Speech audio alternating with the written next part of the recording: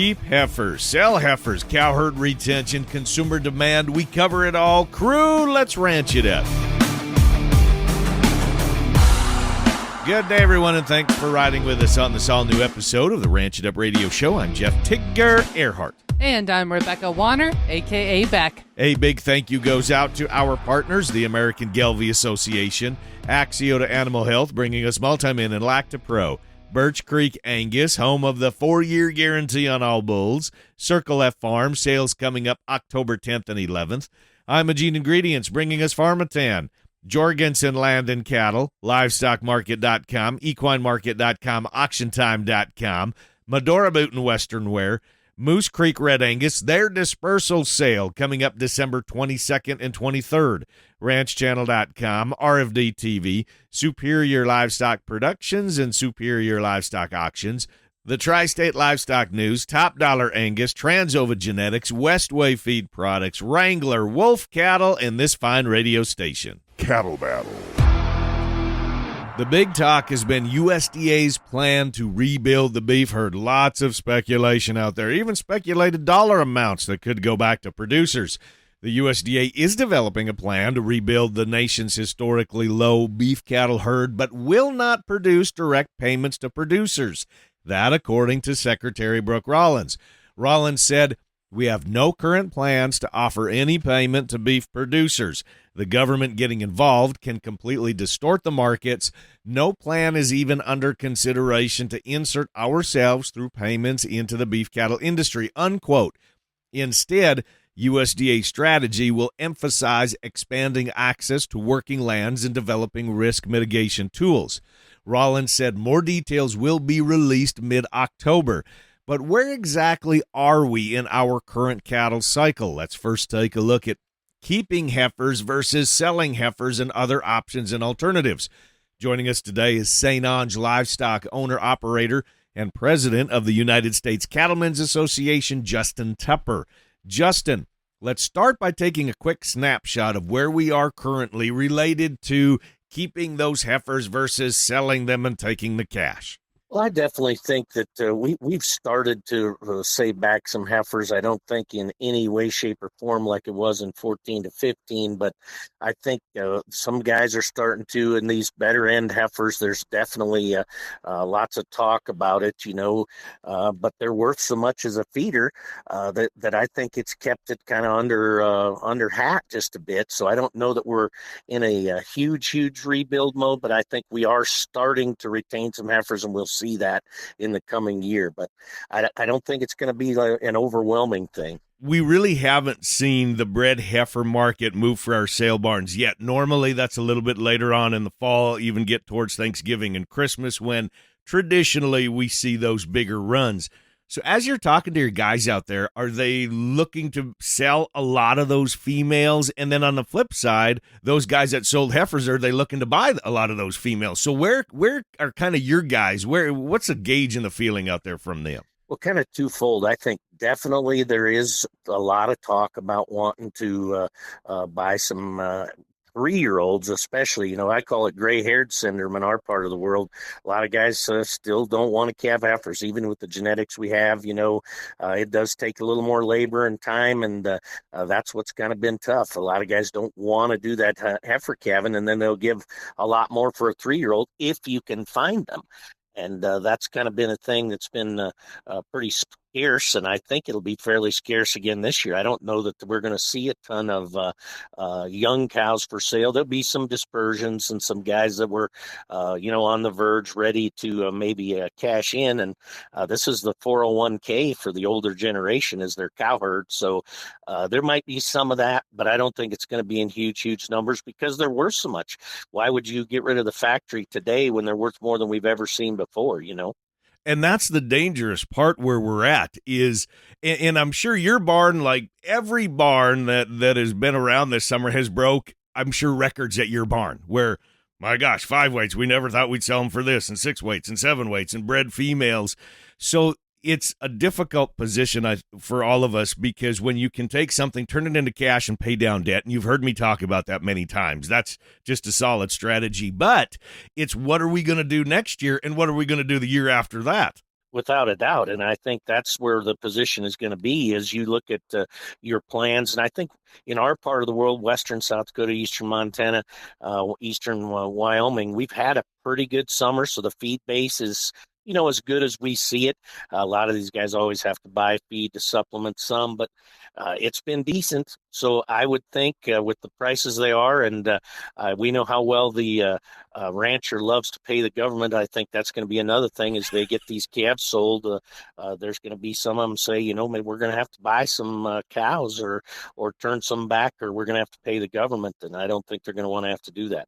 Do you ever remember a time, Justin, when we were talking selling calves and what we sold them for and bred heifers and these 3-year-olds like you were talking about? Did you ever think we'd be talking about prices like this? No question. And I've been a broken record on my radio stations about, we hit a new high, or, I've never seen that before. And it really is. And it's really unprecedented. And anybody my lifetime, or anybody even older generation you talk to, that they thought we could get good, but nobody thought we could get to these levels. And hopefully we can sustain, at least at some point here, that, our input costs have not changed, as you note very often. So I just think we need some sustainability here, and hopefully we can find a happy medium. So do you think that we're going to have some sustainability going forward through into 2026? I know that's a dangerous question to ask, and everybody does, and you feel that question every single week, but I'm going to ask it to you as well.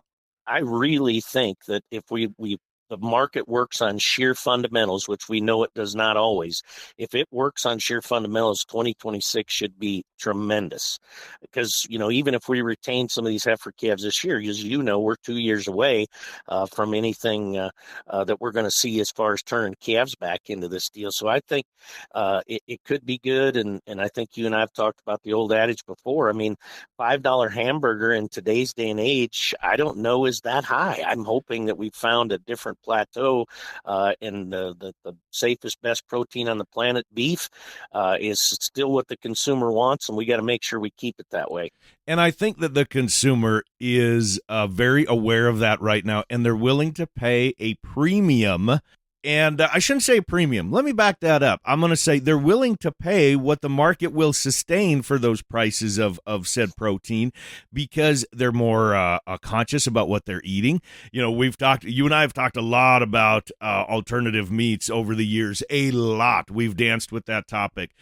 People are being more health conscious. Look at you and I. Even you and I are at the age where we need to start going for a walk every morning, don't we, Justin? And I mean, those types of things that even you and I are starting to change, and we're starting to look at that. So I think that this is going to be the norm. I think that in terms of prices at the retail counter, I'm saying that this is the norm. We've been proving it that the consumer is willing to pay said prices because they want to know exactly what they're getting. Well, and I think the other part of that is I think the consumer is willing to spend their dollar differently. I think what you said is 100% true. But back in the day, if my grandparents knew you'd have paid $3 for water, or that you'd give $7 for a cup of coffee in the morning, I mean, that's crazy. Mm-hmm. So I think the way that the consumer today spends their dollar is just quite different, and a lot of the old adages don't apply. And I think that's been a little bit hard. I think that even the packers and everybody's been surprised with the hike in beef prices that consumption has stayed tremendous, and we've been able to continue to move the meat. So hopefully we can keep that moving and that momentum going. And as long as the economy stays good, I look for 26 to be an awful good year. When we come back from the break, Justin and I take a look at USDA's plans to rebuild the beef herd and rebuilding the herd in general. The Ranch It Up Radio Show. We'll be right back. RanchChannel.com, bull sales, western events, product information right at your fingertips on the ultimate cowboy-friendly platform. Want to follow up-to-date markets? RanchChannel.com. No need to dig for information on all these different websites. It's all right there on RanchChannel.com. A 4-year guarantee on breeding bulls? Absolutely. At Birch Creek Angus, we believe if we can't stand 100% behind our bulls, neither should you. That's why we proudly offer a 4-year guarantee on every bull sold. Join the Birch Creek Angus crew Thursday, October 30th at the J-Bar M Ranch, Ruby Valley, Nevada, selling AV bulls and 200 commercial heifers. Broadcast live on CCI.live. Catalog videos and sale information available at RanchChannel.com and BirchCreekAngus.com. Birch Creek Creek Angus, home of the 4-year guarantee on breeding bulls. LivestockMarket.com offers all the tools you need for a successful production sale. The easy-to-use online platform makes it super easy to take bids from anywhere in the world. Buyers can place pre-bids and real-time bids, browse your sales catalog, and watch your sale broadcast live. LivestockMarket.com is also the ideal platform for private treaty sales and timed online-only auctions. There's no easier way to find buyers for cattle, horses, sheep, and hay. Sell on your terms today with LivestockMarket.com. Welcome back to the Ranch It Up Radio Show, the most information packed into a 30-minute program that you can find at your All Things Ranching newscast, and so glad to be hanging out with you. Questions, comments, concerns, criticisms, rants, it doesn't matter. You can call or text. That phone number is 707-RANCH-20. That's 707-726-2420. Our email, ranchitupshow@gmail.com, and prowling around social media at Ranch It Up Show. Now, we are back with Justin Tupper, owner-operator of St. Ange Livestock in St. Ange, South Dakota, and president of the United States Cattlemen's Association. Justin, let's dance with cow herd retention, the lowest number since 1915, if I'm not mistaken. And USDA a couple weeks ago released a statement about plans to rebuild the cow herd. Again, let me reiterate what I said earlier. The USDA is developing a plan to rebuild the nation's historically low beef cattle herd, but will not produce direct payments to producers. Well, Justin, my phone, email, you name it, was blowing up with speculation, thoughts, opinions, you name it, some comments that we can't even say on air. Well, yours and my phone both, and thank goodness Secretary Rollins said that is not going to be the case. Yep. I think the fastest way to totally destroy this market is get an intervention of some sort like that, where we're throwing money at a market. The signals are telling us 100% that it is a good time to keep these heifers. We're at record high prices. There's no better signal than that to say maybe we ought to keep a few of these heifers and try to sell a few more calves in the coming years. And we're one of the last true free marketplaces in the world. Is the cattle market, and I think let it work the way it's supposed to work.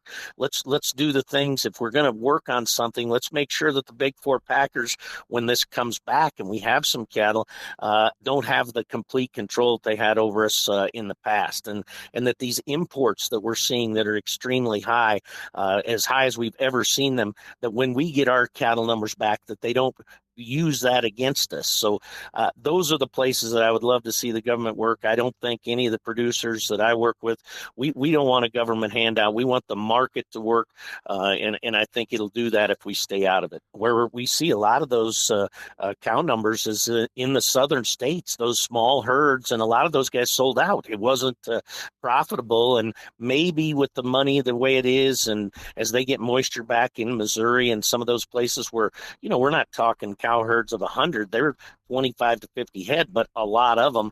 I think that's where we're going to have to see it build back. I would think that history would tell us that we probably will build it back to some degree.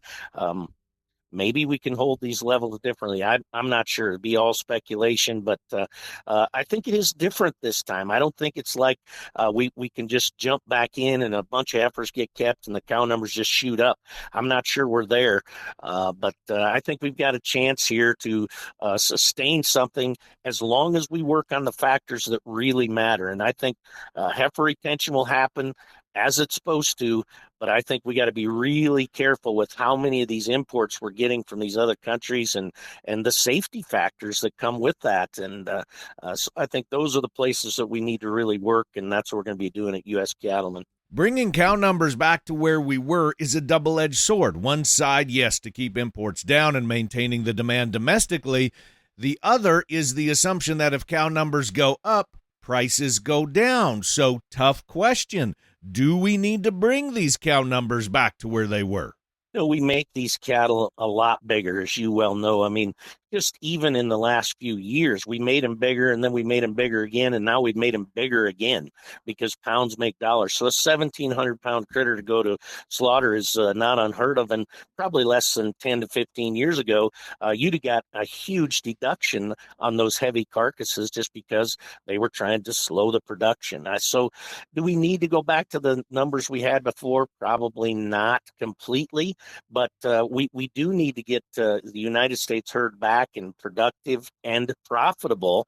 And I think that's the whole thing about whether if it stays profitable, we'll see more people build back and try to put some cows back into production. But it's got to stay profitable. And 1 year is not something that's going to tell these guys that have been in this for a long time, yourself and all the people we deal with, that we're back and it's going to stay that good. So I think we need profitability to stay here if we want that to happen. We are in a completely different day and age with the amount of technology and data available. Let's just look at the genomic side alone. More and more producers are genomically testing their commercial cow herds to find out exactly what their cow herd is, the factory, and finding out what they need for bull power, very specific bull power. So I think this is all about efficiency.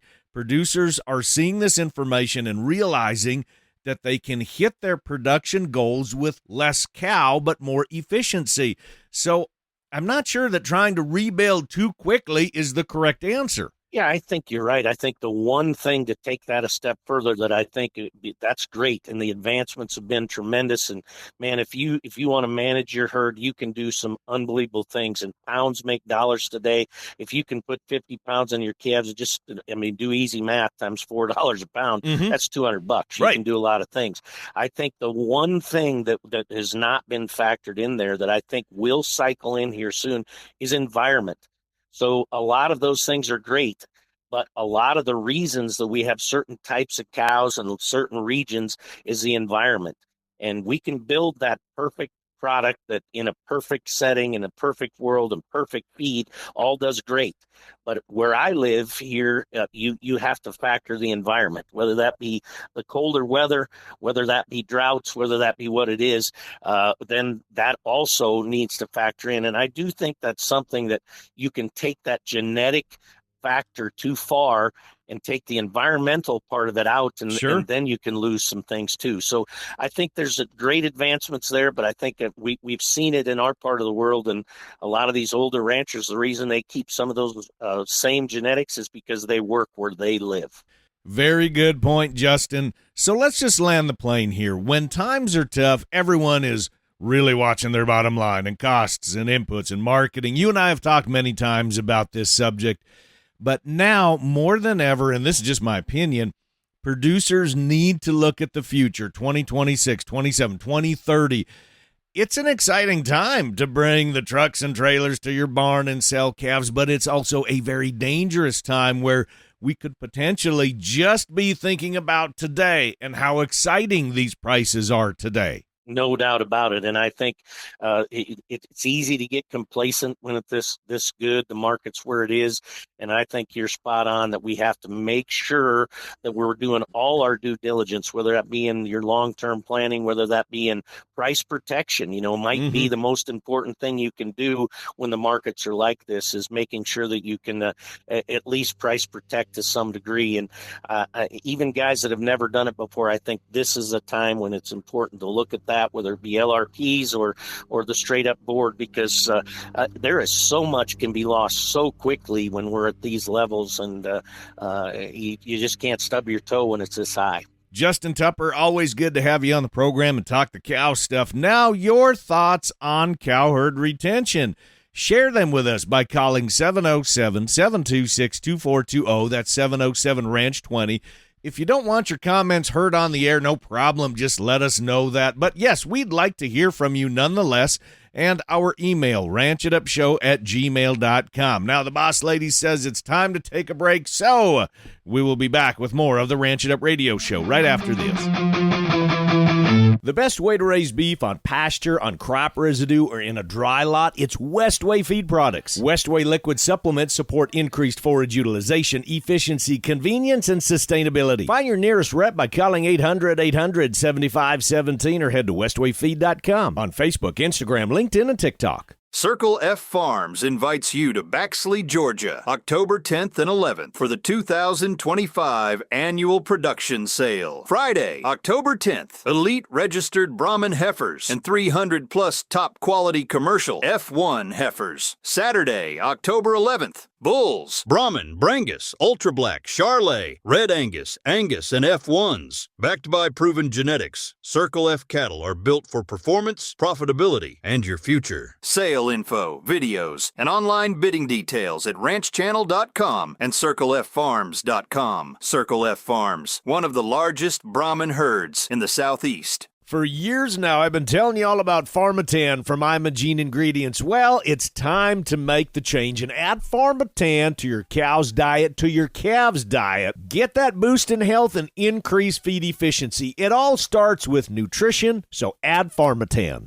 Mark your calendars for Saturday, November 22nd, Ideal, South Dakota, for the 4th annual Jorgensen Land and Cattle Angus Motherlode Sale. For the first time ever, the Motherlode Sale features select bulls alongside a powerful lineup of maternally focused Angus females and backed by 10-plus generations of proven maternal ancestors spanning over 60 years of disciplined selection. No fads, no trends, no single trait selection, just balanced, profitable cattle built to last. Sale details at ranchchannel.com and jorgensenfarms.com. The Motherlode Sale, the source of maternal Angus genetics.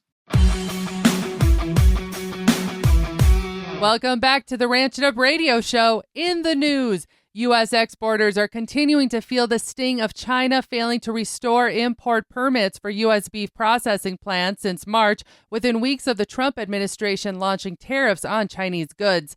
Australia's beef industry has been a major beneficiary of the trade war fallout. Exporters down under have essentially doubled monthly beef shipments to China in recent months compared to levels in 2024. Negotiations between Washington and Beijing to address the trade tensions could open the door for the beef plant permits to be issued, though any return to previous export levels is expected to take time. Meanwhile, Brazil now exports the most beef to China, posting a 49% gain in the value of shipments exports between January and August of 2025, compared with the results in the same period last year. Nearly half of all Brazilian beef exports this year are going to China, which has been the leading destination for its beef since 2009, according to the USDA's Foreign Agricultural Service. Now we head to Washington, where several groups of cattle producers could be seen walking the halls of Congress and the U.S. Department of Agriculture in recent weeks. They were detailing some of the ways government prevents cattle producers from being profitable and identifying solutions that could help. Jack Payne, owner of the Nevada Livestock Marketing, was one of 5 ranchers from western states to meet with U.S. Department of Agriculture Secretary Brooke Rollins to describe the drastically diminished cattle numbers on federal lands. Payne said that grazing is needed on rangelands to maintain plant and soil health, reduce fire danger, and provide economic stability to communities. Secretary Rollins posted on X September 6, 2025, "Earlier this week, I sat down with some of the greatest Americans I have ever met, multi-generational Western ranchers who put it plain and simple. Washington has been working against them, not for them. Unfortunately, federal land ranchers are facing delays in thousands of grazing permits and historic lack of coordination across USDA and the Department of the Interior who manage these lands." In addition, independent cattle producers from 8 states traveled to Washington, D.C. as part of RCAF USA's fly-in, delivering a clear message. Food security is national security, and the prosperity of America's ranching families must be central to America First policymaking. Meeting discussions focused on pressing lawmakers to reinstate mandatory country of origin labeling, MCOOL, for beef, an initiative RCAF USA seeks to include in the Farm Bill through its Label Our Beef campaign. The group also discussed checkoff program reform, mandatory electronic ID ear tags, competition, and concerns about rising consumer beef prices. Additionally, in response to the ongoing threat from the New World screwworm, RCAF USA urged leaders to keep America's herd safe by keeping the border closed and rejecting calls to relax U.S.-Mexico cattle trade. RCAF USA Marketing Director Jaden Moreland said, "This fly-in showed the heart of independent ranchers and the backbone of rural America in a place that needs reminding." Do you ranch in an area where weather can be extreme? I think we all do in some form or fashion. Hey, I'm Shay Wanner, and I host the Casual Cattle Conversations podcast. Jim Strickland and I visited about how he uses Vence's virtual fence technology to keep cattle safe during extreme weather. Here's a little bit of our conversation.